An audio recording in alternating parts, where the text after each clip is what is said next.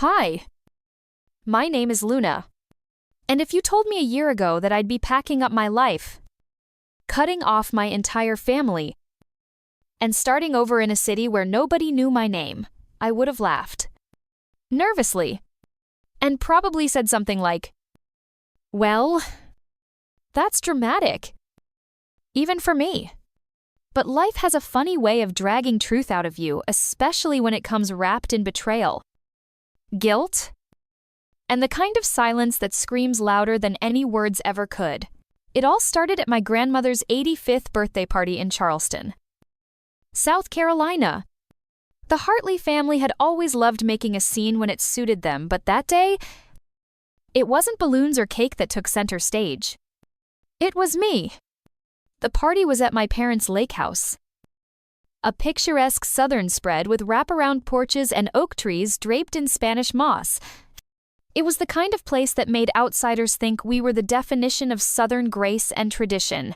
But if you zoomed in a little closer, if you looked behind the well-timed smiles and matching outfits, you'd see something a lot uglier: blame, judgment, and decades of resentment looking for a convenient target: me. By 5 p.m., the barbecue had been served, and the old family piano was being used for off-key sing-alongs. My little cousins were running barefoot in the grass, and my grandmother, bless her, was quietly dozing in a rocking chair. That's when it happened. I was called into the living room by my father, William Hartley, a man whose silence was usually more dangerous than his shouting. My mom, Diane, sat next to him on the sofa, eyes like flint. My older brother Mason leaned against the fireplace mantel, arms crossed. My younger sister Chloe sat curled up in the armchair, texting. Like always, I thought maybe someone had found an old photo album or wanted to go over plans for Grandma's care. Something family-related. Nothing urgent. But the moment I stepped into the room, I felt it. The weight. The setup. I wasn't walking into a conversation. I was walking into a courtroom. My aunt and uncle were there too. Even my cousin Jake, who hadn't spoken to me in months, had made the drive down from Columbia. Every pair of eyes lifted as I entered, some angry, some hollow. Non-kind. Dad started. "Luna, sit down. We need to talk." I didn't sit. My legs locked beneath me. "What's going on?" He sighed like I was already exhausting him. "It's about the store." "About what you did?" "What I did, that's when it began. They told me the new marketing direction I'd helped with my fancy digital rebranding, as they put it, had alienated our loyal customers. That the website I'd built made the store feel pretentious. That my suggestions to modernize the interior had erased our family's identity. That ever since I got involved, things had only gotten worse. I tried to explain. Calmly. I mentioned the increase in online orders phase at AG Everty and Evered. The uptick in new clients. I brought up numbers, real, tangible progress. No one cared. Mason interrupted me. "You always think you're smarter than the rest of us. Always have to fix everything." Chloe rolled her eyes. "You act like the world revolves around you. It's exhausting." Then Mom chimed in. Soft and sharp, "You may think you're helping, Luna, but all you ever do is make it harder." It felt like the floor dropped out beneath me. I wanted to shout, to scream, to ask why no one had said anything earlier if they were so unhappy.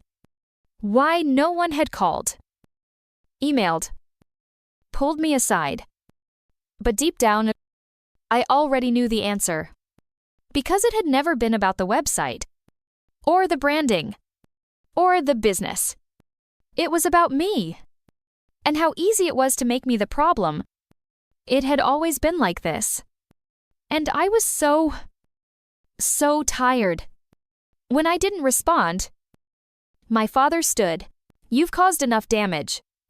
From here on out, We'll handle things without your interference. I only ever tried to help. Help, he snapped. You've never helped. You've always made it about you. Then came the final blow delivered by my mother. Calm and chilling. Maybe it's time you took a step back from this family. Luna. For good. She said it like she was offering advice. Like she was doing me a favor. And that's when it hit me. They weren't mad at me. They were done with me. They wanted me out. And for the first time in my life, I listened. I nodded. No tears. No fight. Just silence. I walked out of that lake house with nothing but my purse. Mi carcase. And the sting of 28 years of trying to prove myself to people who had already decided who I was. And as I drove away, past the moss-covered trees and the setting Charleston sun, I didn't know where I was going. But I knew one thing with crystal clarity. I was never going back. Growing up in the Hartley house was like living inside a beautifully wrapped gift box, perfect on the outside, but full of sharp edges once you looked inside. We had a charming colonial-style home just outside Charleston, complete with white shutters, blooming hydrangeas, and a swing on the front porch. The kind of place that made people slow their cars just to admire it. But if you lingered long enough, you'd hear the cracks in the foundation, emotional ones.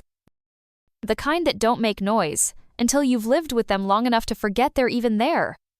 I was the middle child. Luna Hartley, creative, sensitive, a little too loud when excited, a little too quiet when things got tense.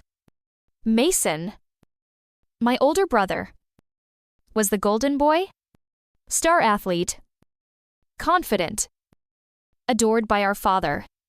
Chloe, the youngest, was the baby, the sweet one, the one everyone protected. And then there was me.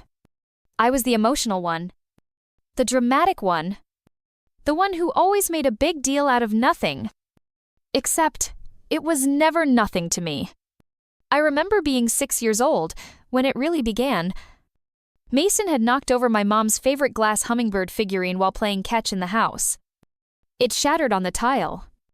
Mom ran in, furious. Before I could even say a word, Mason pointed at me. Luna did it. I was in the hallway, coloring. But it didn't matter. My mom's face hardened. You always have to be in the middle of everything, don't you? She snapped. And just like that, the punishment came down. No television for a week. No dessert. Apologize for something I hadn't done. That moment stuck with me not because it was big or traumatic, but because it was the first time I understood my role in our family, the one who would always carry the weight of other people's mistakes. And it never stopped. In middle school, when Chloe failed her science project, it was because I had the television on too loud the night before and she couldn't concentrate. When Dad had a rough quarter at work, it was because I used up all the hot water before his shower. Or I forgot to close the garage. Or I left the porch light on again. No matter how small the issue, the conclusion was always the same somehow. It was my fault. So I adapted. I became the fixer, the overachiever, the girl who tried harder, smiled brighter, worked longer. I joined student council, wrote for the school newspaper, volunteered at animal shelters. I made straight A's. I learned to anticipate everyone's moods, how to disappear when Dad was tense, how to validate Mom when she felt unappreciated, how to compliment Chloe before she could insult me. I thought maybe, just maybe, if I became perfect enough, they'd stop blaming me. Spoiler, they didn't. The more I shined, the more I was resented. I still remember the night I got into the University of Chicago. I'd stayed up, refreshing the admissions portal every 10 seconds. When the acceptance letter popped up, I screamed, jumped up and down in my room, then ran downstairs clutching my laptop. Mom, Dad, Mason, and Chloe were in the living room, watching television. I got in, I gasped. University of Chicago. With a scholarship, they looked at me, and then at each other. Dad shrugged. Can't say I know much about that school. Is it liberal or something? Chloe rolled her eyes. Guess that means you're leaving us now? Huh, Mason didn't even look up from his phone. I stood there, heart still pounding, laptop screen glowing behind me, waiting for something. Pride, joy, a hug. Instead, Mom said, "Well, I hope you're not expecting us to foot the bill. We still have Mason's student loans." That night, I cried in my room. Not because I was going to college far away, but because I knew deep down that no matter what I achieved, I'd never be seen. So I stopped expecting applause. I just worked harder. College was a revelation. For the first time, I was surrounded by people who didn't already have an image of me formed in their heads. I made real friends, people who listened when I talked, people who valued my opinions. For the first time, I started to question whether the problem had ever been me. But I still called home, still sent postcards, still went back for holidays, hoping maybe, just maybe, this time would be different. It never was. After graduation, I had job offers in Chicago and New York. But I went back to Charleston. I told myself it was for the weather, for the familiarity. But the truth, I still wanted to be accepted. I still wanted to finally fit. I moved into a small apartment downtown and took a job at a digital marketing firm. I saw my family, weekly family dinners, birthday lunches, holidays. I smiled through subtle jabs, swallowed back defensiveness, and kept showing up. Because maybe if I loved them enough, they'd love me back the right way. But love shouldn't hurt like that. Love shouldn't feel like you're walking into a battlefield every time you show up. It took me almost 3 decades to learn that. And I was just starting to realize that everything I had believed about family, about loyalty, about sacrifice, about just pushing through might have been built on a lie. And lies, no matter how lovingly told, eventually crumble. Coming back to Charleston felt like slipping on an old sweater, familiar, slightly itchy, but oddly comforting. I told myself I was doing it for a fresh start, a new job, a new phase. But deep down, I knew the truth. I was still chasing something I'd never had a place in my own family. I'd accepted a position at a rising marketing firm downtown Hartley and West Strategies. Small, nimble, creative. The pay wasn't sky high, but it was enough. And the promise of autonomy and real project leadership lured me in. I rented a 1-bedroom apartment in the historic district, brick walls, creaky floors, sunlight spilling through old windows. It wasn't big, but it was mine. The first day I moved in, my mom stopped by with a pie. I'm sure she didn't bake herself. "Cute little place," she said, glancing around with polite disinterest. "I hope it's safe." I smiled and nodded, already bracing for the next line. You know, if you'd gone into something stable like nursing or accounting, you could have afforded something bigger. There it was. Still, I kept showing up. I joined the weekly family dinners again Sundays at 6 sharp, no clees and N21. No matter what. Even when my project deadlines loomed or I was exhausted from the week, I'd show up with a smile and a casserole. Because in my head, that's what good daughters did. And I wanted so badly to be a good daughter. When I told my dad about my promotion to lead digital strategist, his first reaction wasn't a congratulations. He leaned back in his chair and muttered, So, basically, you get paid to sell people stuff they don't need. I laughed it off. Marketing is more about storytelling and connection now. I explained. It's about building relationships between companies and their audiences. He raised an eyebrow. Sounds like spin to me. That night, I went home and stared at my laptop for an hour. Too disheartened to even answer emails. Still, I tried. Tried to show them I was worth being proud of. Tried to close the distance that had always felt one-sided. And when my dad mentioned that the family business Hartley Interiors was struggling, I saw my moment. The business had been in the family for generations. My grandfather started it in the 60s. Specializing in custom wood furniture and interior decor, it had a loyal following in Charleston, known for its southern charm and hand-finished elegance. But charm doesn't pay the bills, especially not when Amazon exists. Maybe I could help, I said. My voice hopeful. Update the branding. Redesign the website. Run some targeted ad campaigns. You know. Give it a digital boost. Dodd looked skeptical. We're not some online furniture chain. Luna. We have a reputation. I know. I wouldn't change the heart of it, I'd just help you reach more people. More of the right people. He grunted. You'd do it for free. Right, of course.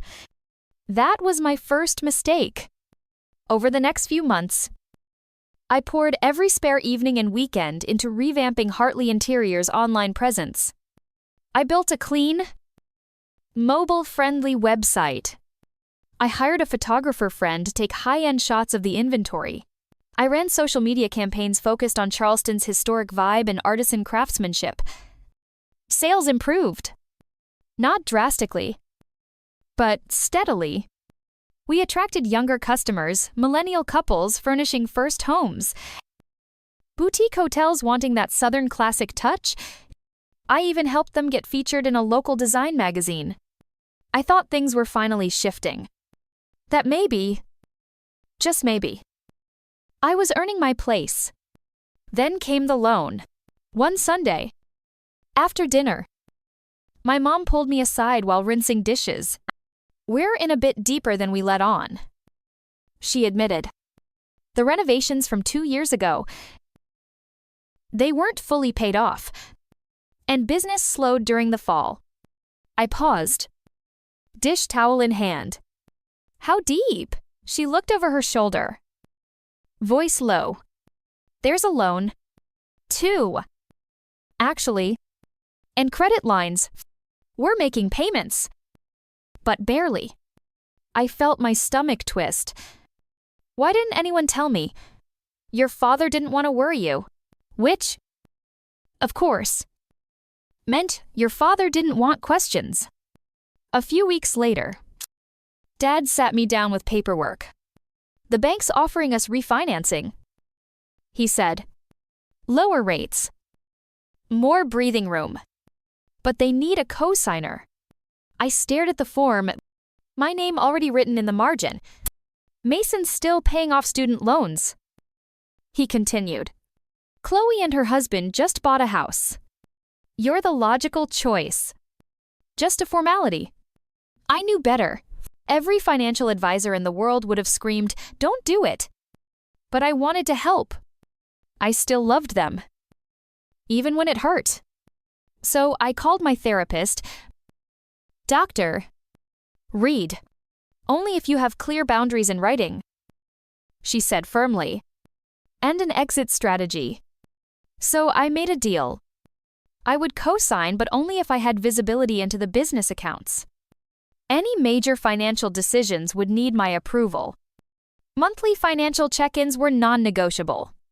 Dad bristled. You don't trust your own family, I didn't answer. Because the truth was, I didn't know if I did. But I signed anyway. Because part of me still believed that helping them would finally make me enough.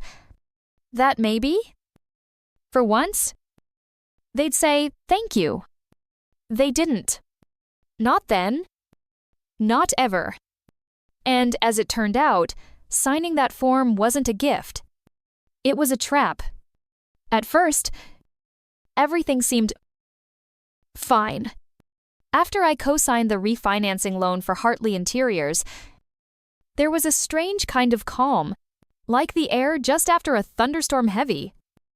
But still, my father was oddly agreeable during our first few finance meetings. He even thanked me once. Sort of. Mom baked muffins. Chloe sent me a heart emoji. Mason remained Mason. Silent. Unimpressed. Emotionally absent. And I kept telling myself, this is progress. I monitored the accounts like I promised. At first, the numbers looked promising. The reduced interest rates helped. My marketing campaigns were still bringing in new clients. I began to think maybe I'd done the right thing. Maybe this was our turning point. Then, 3 months in, I noticed something strange. The business account showed 2 large cash withdrawals, $4,000 each. No corresponding invoices. No vendor payments. Just gone. At our monthly check-in, I brought it up. Hey, Dad. I said, keeping my voice even.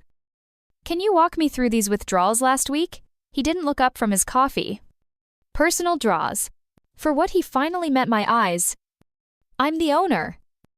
Luna. That's standard. I've always taken draws. Sure. But we're still in the red. The agreement was, don't lecture me on my own business. He snapped. I've been running Hartley Interiors since before you could walk. I bit my tongue. Mom jumped in. Like always. With her signature line, your father knows what he's doing. Sweetheart, let's not nitpick. That was the moment I should have walked away. But I didn't, because that old voice inside me, the one trained for years to keep the peace, was louder than my instincts. 2 weeks later, I got a call. Mom's voice was shaky. Luna, something's wrong with the account. A payment bounced. One of our suppliers called, and your father, he's not answering his phone. I left work early and drove straight to their house. Chloe and Mason were already there. Mom was pacing. Dad's car was gone, and the house felt like a haunted version of itself, quiet. Tense. On the edge of collapse. Where is he? I asked. Chloe looked up from the couch. The casino. He blinked.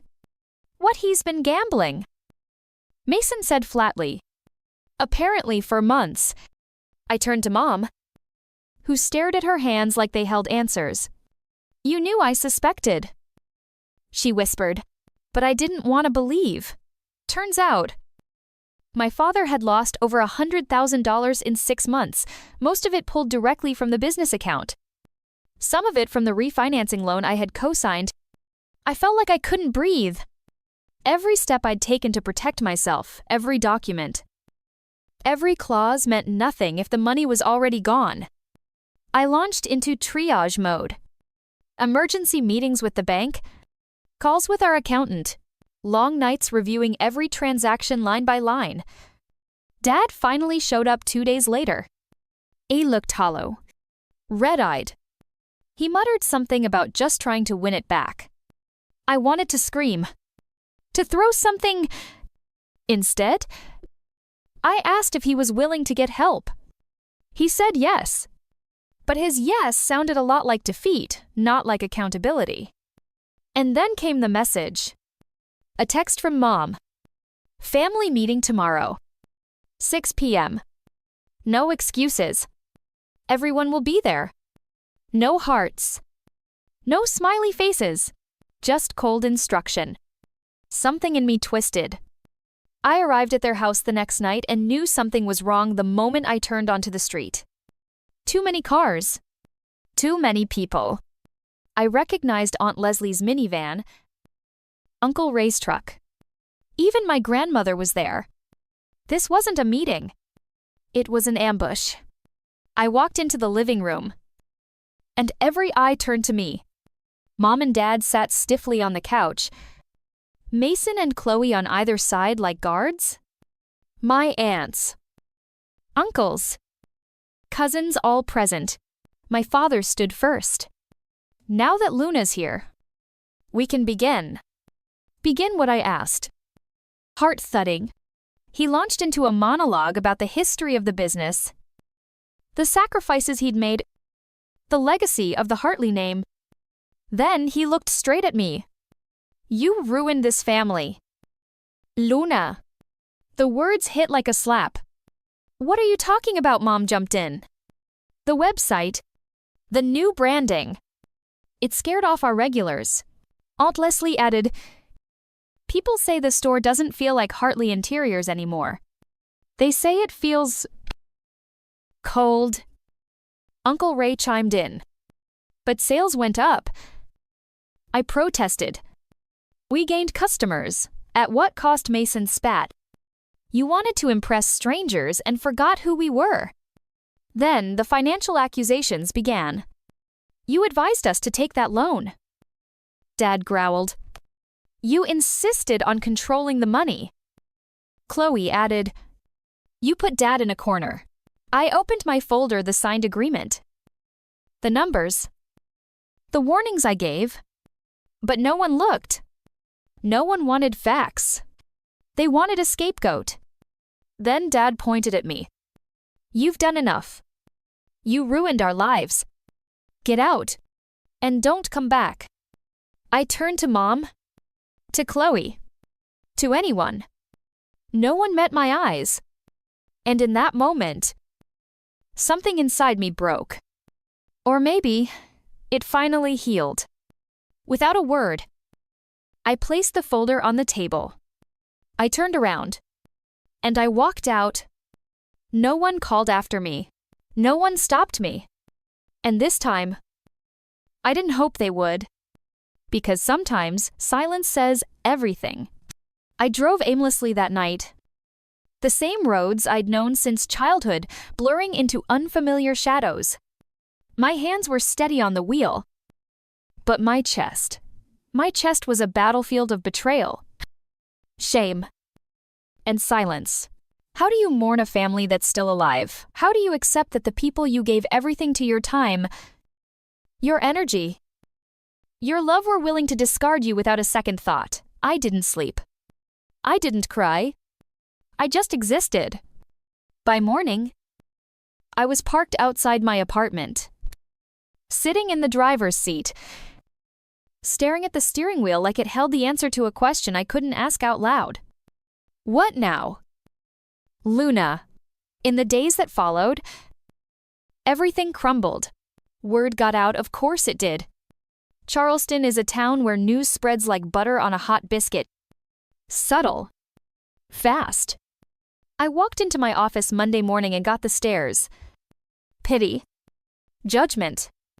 Whispers. My boss, Thomas, called me in. We heard about the fallout with Hartley Interiors. He said, his voice somewhere between corporate and concerned. And there are questions about conflict of interest. You used company resources to help them. With permission. I said, off the clock. Documented. He nodded. Not meeting my eyes. Still. We're restructuring the digital strategy team. Your role's being dissolved. Just like that. Laid off. I packed my things slowly, trying not to feel the heat behind my eyes. I told myself it wasn't personal. It was business. It was timing. But deep down, I knew it was the stench of scandal. The irony, the same family that had humiliated me publicly had poisoned my career. 2. Without lifting a finger, my landlord left a note 2 weeks later. Rent is overdue. Please remit payment or contact the office immediately. I checked my bank account. I had $624. Shitty? Just enough to last a week or two if I stretched it. Skipped meals. And didn't let the water heater run too long. For the first time in my life, I walked into a grocery store and put food back. Apples. Cheese. Almond milk.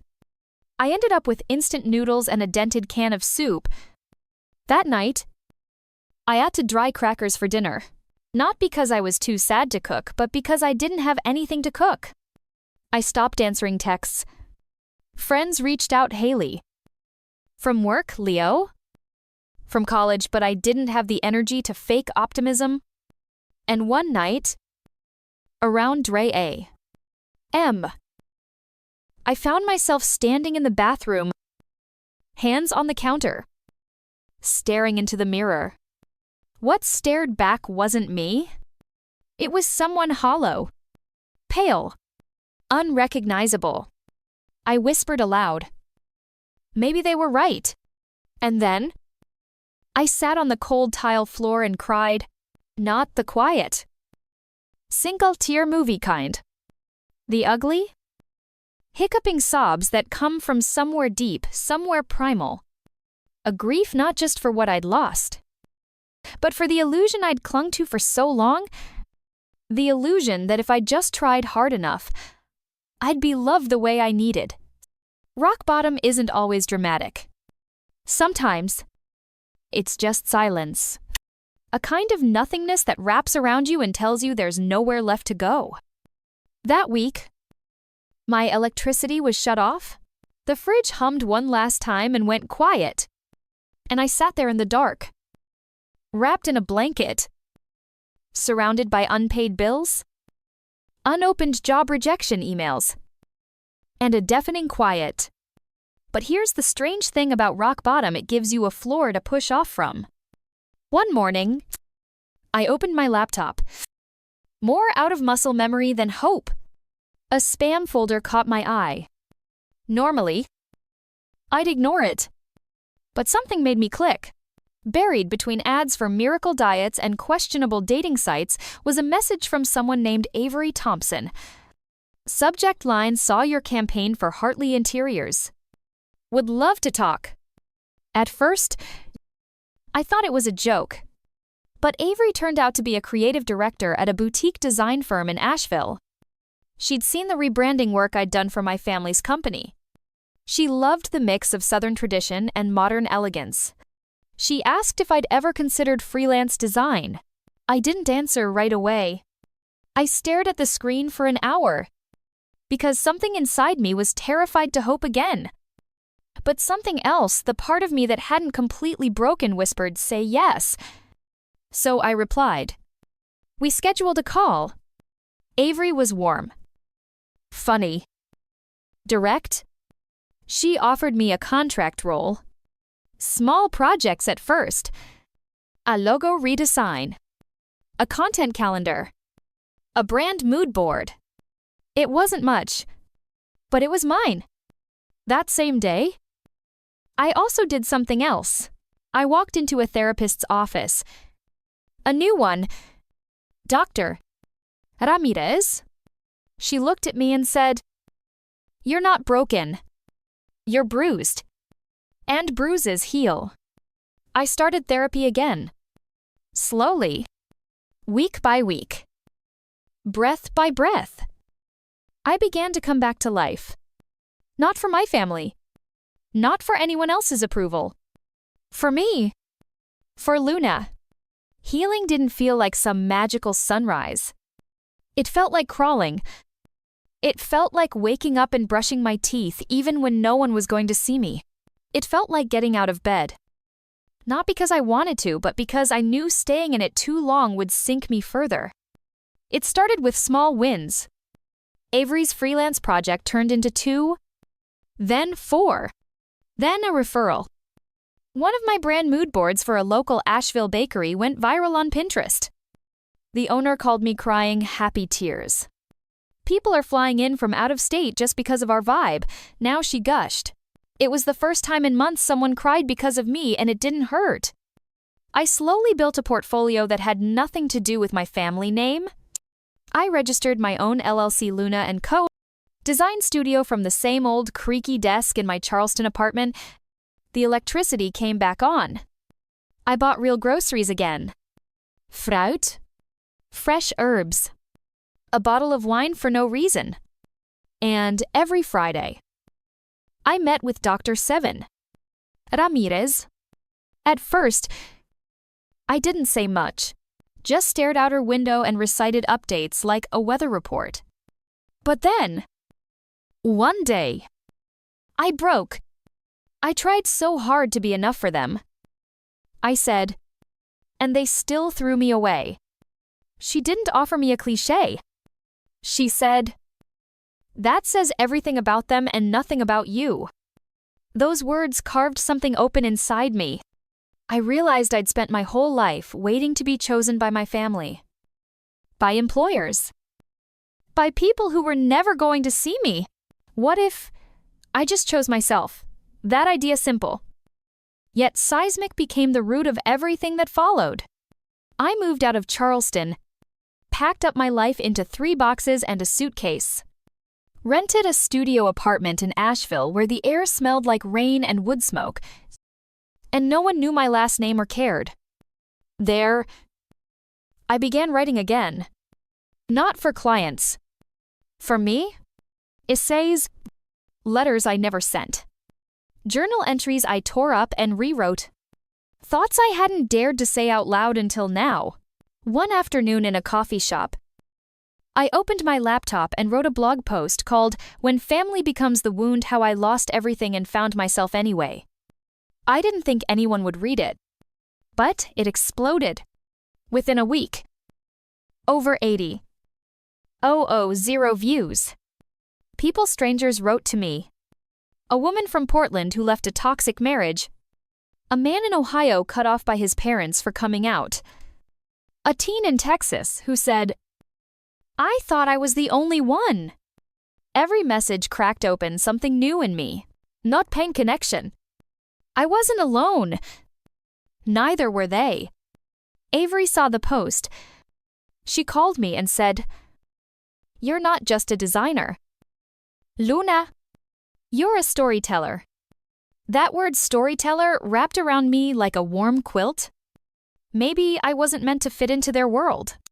Maybe I was meant to build a new one. So I started a podcast. Rewritten stories from the edge of enough. Just my voice. My words. And the stories I'd buried too long. I spoke about family estrangement. About rebuilding self-worth. About climbing out of holes that weren't mine to begin with. The audience grew. Sponsors came. An agent reached out. Have you thought about writing a book? She asked. And for the first time in my life, I didn't say maybe. I said, yes. Not for revenge. Not to prove anything. Just because it was time. But success didn't erase the scars. It didn't erase the ache of birthdays spent alone. Holidays filled with silence. The grief lingered. Quieter now, but present. Sometimes I'd wonder if they saw me now. Would they regret what they did? Then I'd stop myself. Because this wasn't about them anymore. This was about me becoming someone I could live with. Someone I could love. One autumn afternoon, while walking through a small book fair downtown, I passed a booth with handmade journals. The woman behind the table looked up and smiled. Luna, she asked softly. It was Haley from my old job in Charleston. We hugged. Laughed awkwardly. Exchanged updates. She looked at me and said, you seem free. I blinked. Not happy, I asked. No. She said, happiness can be fleeting. But freedom, that's real. Later that night, I wrote that down in my journal. Freedom isn't about escaping pain. It's about choosing who you are beyond it. I no longer needed my family's approval. I had built something better, peace. Not the Instagram kind. The quiet, hard-earned kind.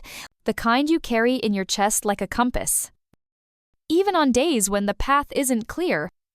It had been nearly 2 years since I walked out of that living room in Charleston. 2 years since my father pointed at me like a virus and said, "You've done enough. Get out." Since then, I'd built a new life. My design business was thriving. My podcast reached thousands. I had clients from Seattle to Brooklyn. I even received a fellowship to teach a storytelling workshop in Vermont. I'd made peace with the silence.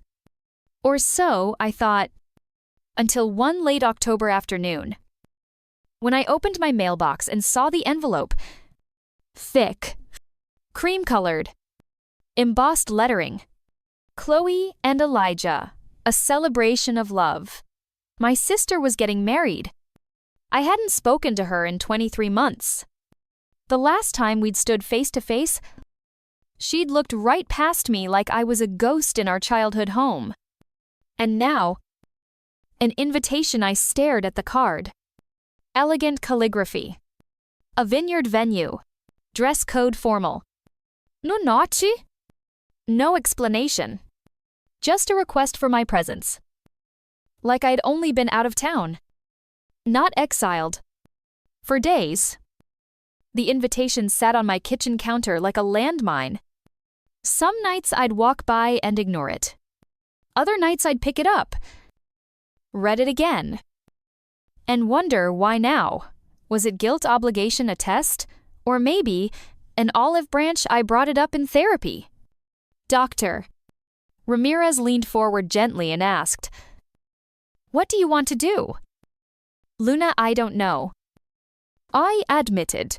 Part of me wants to go, just to show them I made it. That I didn't disappear. She paused. And the other part wants to stay as far away as possible. She nodded. Then maybe the question isn't what they want, but what you need. It was a strange feeling being wanted, but not welcomed. Remembered but not reconciled. I decided to write Chloe a letter. Not to mail. Just to clarify my own heart. Dear Chloe. Thank you for the invitation. 2 years ago. You watched me get blamed for everything. You heard our father call me a failure. And you said nothing. You were my sister. You knew me. You knew I never stole. I never lied.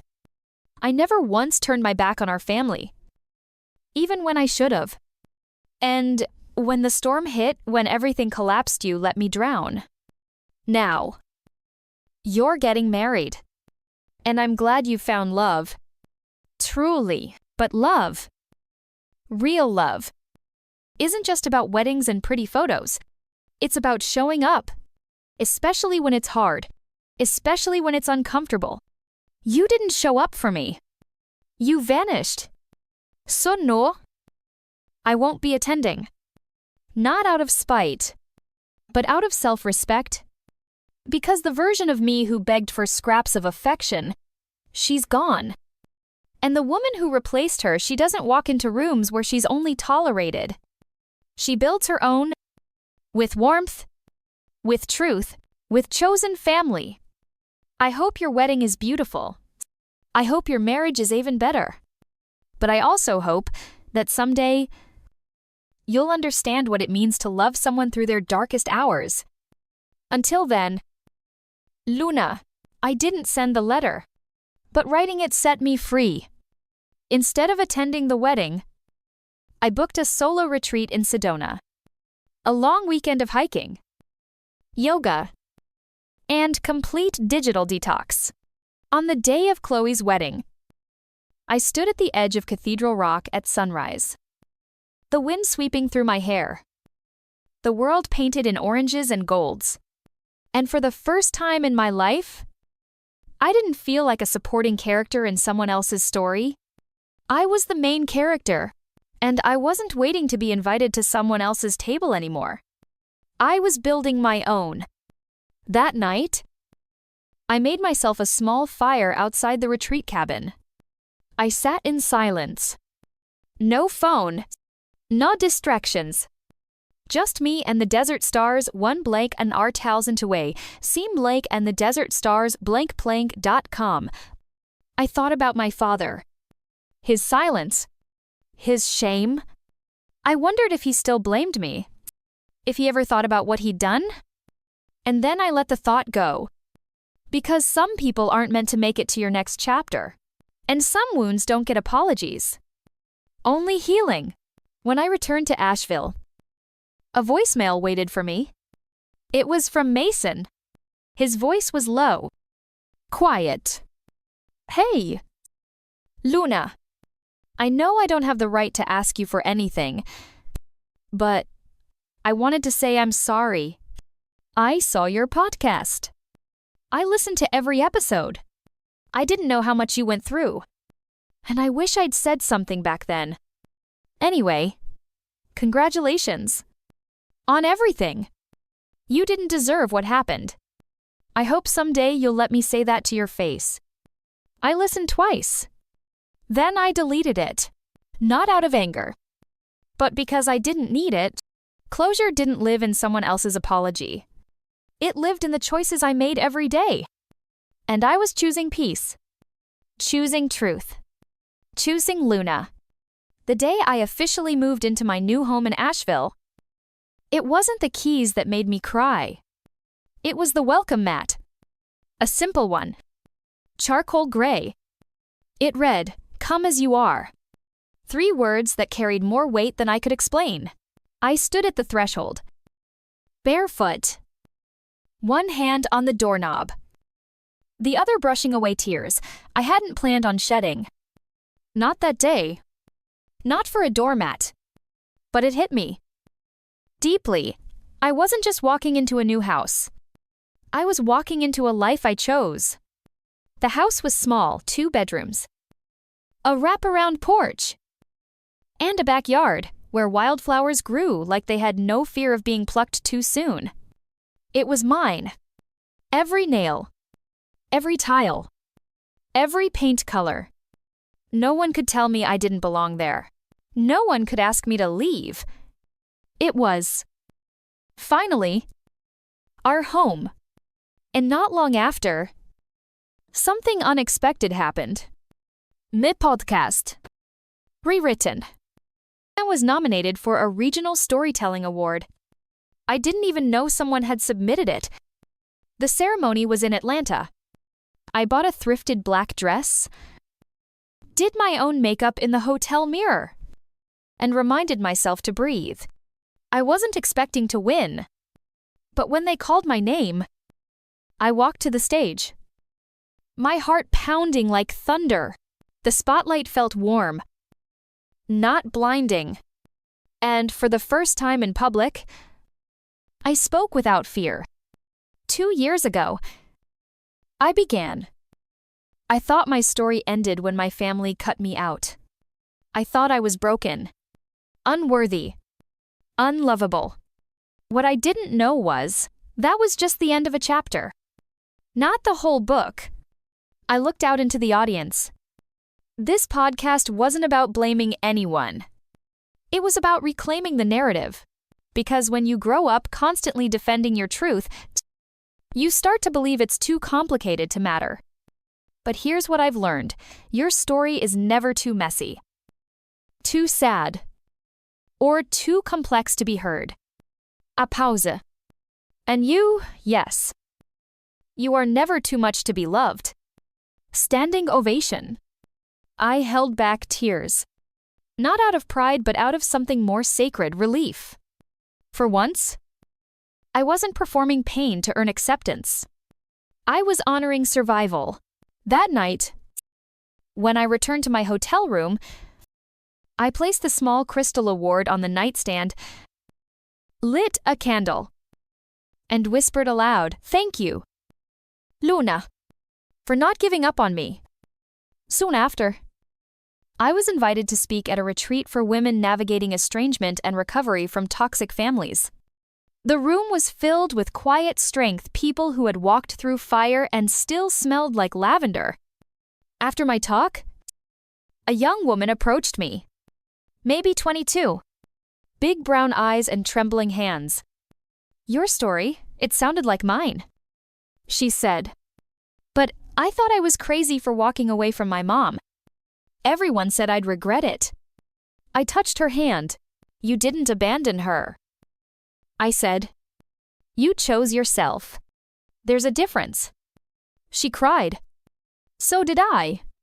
Because healing isn't just about fixing yourself. It's about becoming someone else's evidence that healing is even possible. Months passed. Seasons shifted. And one day, in a quiet coffee shop in downtown Asheville, I saw my name on the cover of a magazine. Not a gossip column. Not a footnote in someone else's drama. The headline read, Luna Carter, the woman who rewrote her life. Inside was a feature on survivors who turned their pain into purpose. They quoted my blog, my podcast, my talks.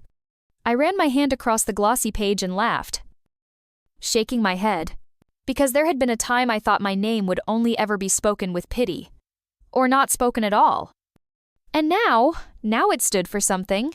On the 2-year anniversary of my departure from Charleston, I held a small dinner at my home. Not a celebration of loss. A celebration of rebirth. 6 chairs. Mismatched plates. Soft music playing. Candles flickering like little warriors. Avery was there. Dr. Ramirez came. too. So did the woman from the retreat? And Leo from college flew in with his partner, bringing wine and terrible jokes that made us laugh until our cheeks hurt. No one asked me to be perfect. No one competed to be heard. We just were. And in the middle of that dinner, I raised a glass. To chosen family, I said, to the people who arrive when the old world ends. And they all lifted their glasses with quiet smiles and shimmering eyes. We didn't toast to survival. We toasted to becoming. That night, after everyone left, I sat under the porch light with a blanket over my shoulders and my dog curled at my feet. The sky was full of stars. And for the first time in years, I felt whole. Not healed in a fairy tale kind of way, but whole in the messy, beautiful, earned way. I looked up and whispered again. Thank you. To the universe. To the pain. To the fire that didn't destroy me, only forged me. To myself. To Luna. Because some stories don't need rewriting. They just need to be told all the way through. It was a Tuesday. Ordinary as they come. I had just wrapped up a virtual client call when my phone buzzed with a number I didn't recognize. I almost ignored it. Something told me not to. Hello, silence for a beat. Then a voice. Familiar? Hesitant. Luna, it's Chloe. My heart dropped into my stomach. I hadn't heard her voice in over 2 years. She exhaled like she'd been holding her breath for weeks. I don't even know if I should have called. But I read your book. All of it. Twice. Actually, she paused again. I owe you 1,000 apologies. But for now? Can I just say, I see it now? I see what I didn't want to see. I didn't speak. Not because I was angry.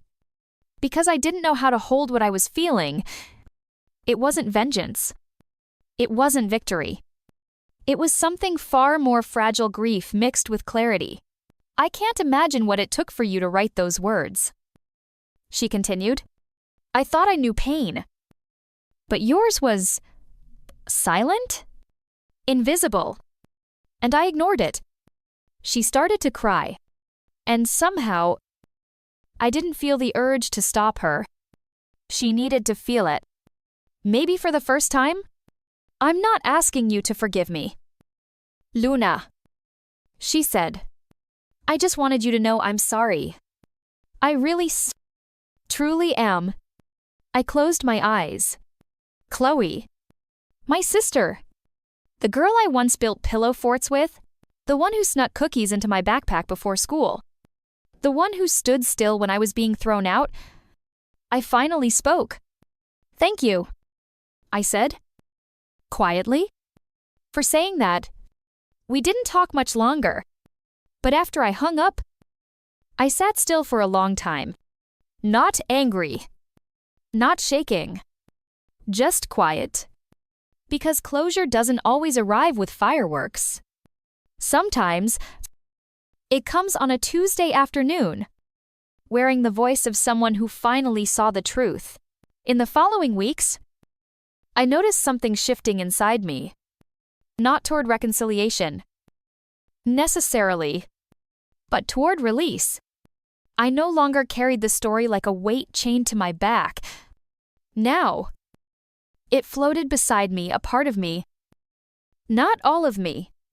I began writing new kinds of stories, not just survival stories, but stories about joy, curiosity, growth. I wrote about sunrises, friendships, learning to grow tomatoes in my backyard.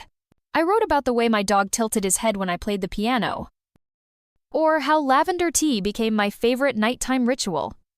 My readers noticed, "You sound lighter." Someone commented. I smiled. Because they were right. One morning, I received a message from a young man named Jordan in Minnesota. He'd been kicked out of his home at 17 for coming out. He stumbled on my podcast while sleeping on a friend's couch. "Your voice saved me," he wrote. "Not just what you said, how you said it. You weren't angry. You were honest. That gave me hope I didn't know I needed." He attached a photo. It was him, beaming, holding up a community college acceptance letter. "I'm going to study counseling." He wrote, "I want to help kids like me." I stared at that message for a long time. And I wept. Not out of sorrow, but out of sacred gratitude. Because this was the reason I told my story. Not for revenge. Not to prove anything to those who hurt me. But to remind someone else, you're not alone. And you're not too broken to begin again. In April, I was invited to give a TEDx talk. The title they proposed, Healing Out Loud. I stood on that red dot, heart racing, lights blinking, and spoke to a packed auditorium of strangers who, somehow, already felt like family. I used to believe that silence kept me safe. I said that if I just stayed small, agreeable, invisible, maybe I'd be loved. I let the silence hang in the room. But the truth is, silence was the wound, not the shield. Gasps, nods, tears. I continued.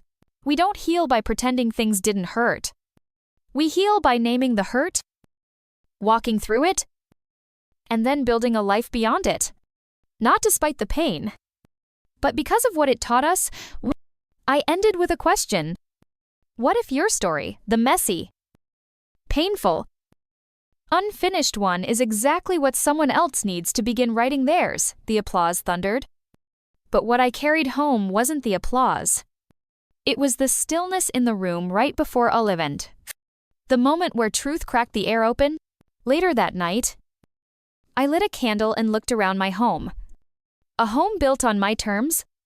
The wind whispered through the windows, and I felt something I hadn't in years.